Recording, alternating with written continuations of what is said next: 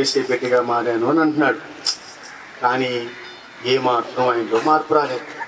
అరే నాకు ఏ మార్పు కనిపించట్లేదు, ఎలా సాధ్యమవుతుంది ఇది అని అనుకున్నాడు.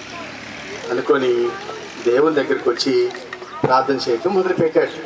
ప్రార్థన చేసిన తర్వాత అక్కడ ఆయన ఏం చేశాడంటే, యేసయ్యా నన్ను నీకు ఇష్టమైన బిడ్డగా మార్చేసేయండి, నేను నీకు ఇష్టమైన బిడ్డగా ఉండాలనుకుంటున్నాను అని ప్రార్థన చేయటం మొదలుపెట్టాడు.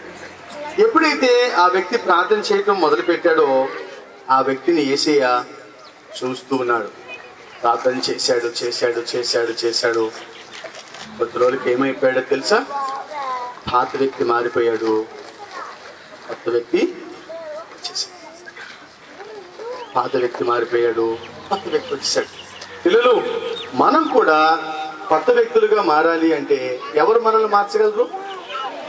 యేసయ్యే మార్చగలరు. ఓకే, ఈ మ్యాజిక్ మీద చేయించిన ఎవరు చేస్తారు? నా దగ్గరికి వచ్చి ధైర్యం కలిగిన వాళ్ళు కావాలి, బాగా ధైర్యం ఉంటుంది. ఓకే, నేను చూస్తాను మీలో ఎవరికి బాగా ధైర్యం ఉందని.